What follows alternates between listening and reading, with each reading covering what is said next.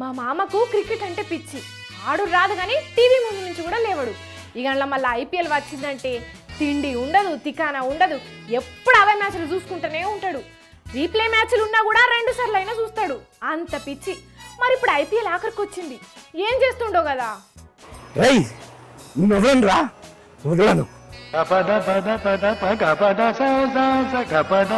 నా చేతుల్లో ఇవాళ అయిపోయిన రే దొరికితే కసా కసా కసం కసం వస్తున్నా ఆగరా రే. వామ్మో వాయో, మా మామ ఎవరిని పొడుస్తాను కత్తి పట్టుకుని పోతుండు. ఏమైంది? వాళ్ళు వదిలేంది. నిజంగానే పొడిచిన అంటే జైల్లో పడతాడు. ఎట్లా ఎవరు ఆపుతాడు ఇప్పుడు? నిజంగా నీకు దమ్ముంటే నువ్వు క్రికెట్ అభిమాని అయితే నిజంగా రారా, నీ సంగతి చెప్తారా. ఆగరా ఆగరా. అయ్యో ఎవ్వరు లేనట్టున్నారు కదా, నేనే పిలుద్దాం. మామా, ఓ మామా, ఏందా కత్తి? నువ్వేంది మధ్యలో డిస్టర్బ్ చేస్తావు? అన్ని ఇచ్చిపెట్టి నిన్ను పొడవన్నా చెప్పు, నిన్ను పొడవన్నా. ఏంది మామా, నన్నే కొడతావా? నీ కోడలు మామ, నేను రోజు పగటిపూట సర్ది తెస్తా నీ కోసం. అలాంటిది నన్నే పొడి చంపుతావా? పొడుస్తా, నిన్ను పొడుస్తా. చెప్పు, నిన్ను పొడవన్నా, వాళ్ళ నిన్ను పొడవన్నా.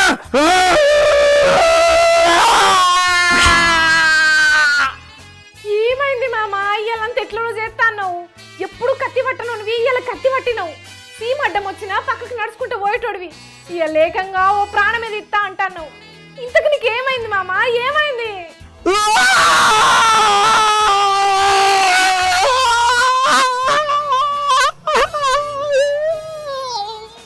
ఏమైంది మామ?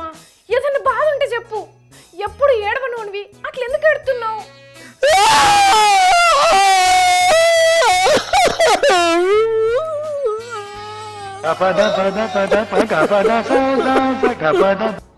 మామా, నువ్వు అట్లా ఏడితే నాకు ఏడుపు వస్తుంది.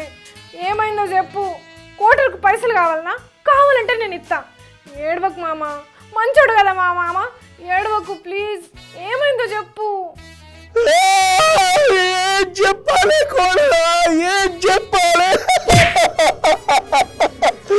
ఆర్సీబీ మళ్ళీ ఓడిపోయింది కోడలా, మళ్ళీ ఓడిపోయింది. ఈసారి కూడా ఓడిపోయింది కోడలా, ఓడిపోయింది. ఊకో మామ, నీకు ఐపీఎల్ అంటే ఎంత పిచ్చో, అందులో మళ్ళీ ఆర్సీబీ అంటే ఎంత ఇష్టమో తెలుసు.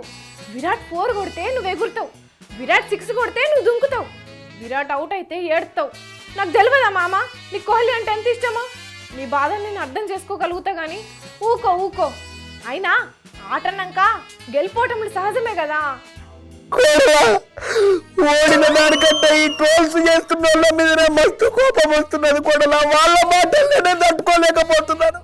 ఒకడేమో ఐపీఎల్ హిస్టరీలో ఆర్సీబీకి కప్పే లేదని అంటాడు కోడలా, ఇంకడేమో ఆకాశం భూమి నిన్న నాకుతున్నదన్న నమ్మకం నాకున్నది కానీ ఆర్సీబీకి ఐపీఎల్ కప్ వస్తుందన్న నమ్మకం నాకు లేదని గిట్లా మాట్లాడతాడు కోడలా. ఇట్లా ఎవరి ఇష్టం వచ్చినట్టు వాళ్ళు మాట్లాడుతుంటే ఒక ఆర్సీబీ అభిమానిగా నేను ఎట్లా తట్టుకోవాలా కోడలా?